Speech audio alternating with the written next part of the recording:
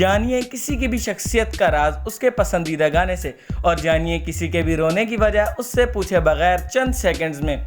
बिस्मिल्लाहिर्रहमानिर्रहीम, आप सुन रहे हैं हसनैन अली को। मजीद आगे बढ़ने से पहले हमारा चैनल फैक्ट्स ज़रूर सब्सक्राइब करें और बेल आइकन का बटन ज़रूर दबाएं। दोस्तों, इंसान एहसासात और जज्बात से भरपूर होता है।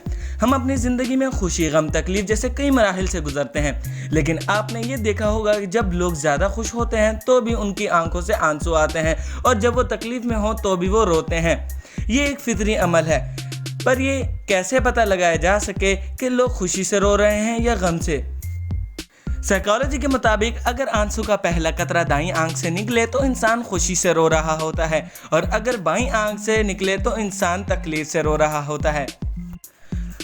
हम रोज़ाना काम के दौरान या घर में मुख्तलिफ सवालात और जवाबात से आशना ज़रूर होते हैं, और ये हमारे लिए बहुत आम बात है। लेकिन इस दुनिया के 98% लोगों से जब ये पूछा जाए कि मुझे आपसे एक सवाल पूछना है या एक बात कहनी है, तो लोग उस वक्त घबरा जाते हैं और अपनी तमाम उन गलतियों के बारे में सोचते हैं जो उन्होंने रिसेंटली सरअंजाम दी होती हैं।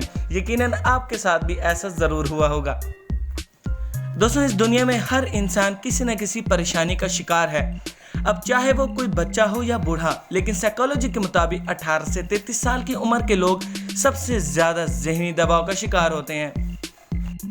दोस्तों, हम एक दूसरे से मुख्तलिफ मौज़ूआत पर बात करते हैं, काम के लिहाज से या स्टडी के लिहाज से या किसी भी हवाले से, लेकिन हमें सबसे ज़्यादा मज़ा किस बारे में बात करने से आता है हम जानते हैं। जब हमारे बारे में बात की जाए तो हमें बहुत अच्छा लगता है, क्योंकि साइकोलॉजी के अकॉर्डिंग इंसान इस वक्त ज़्यादा अच्छा सोचता है, अच्छा महसूस करता है जब उसकी बात हो या वो अपने बारे में कहे। दोस्तों, हमारी ज़िंदगी में ऐसे कई हालात रोनुमा होते हैं जब हम बहुत अकेलापन महसूस करते हैं, और ये कहा भी जाता है कि अकेलापन इंसान को खा जाता है। किसी हद तक ये बात ठीक भी है, क्योंकि हमें अकेलापन इतना ही इफ़ेक्ट करता है जिस तरह स्मोकिंग।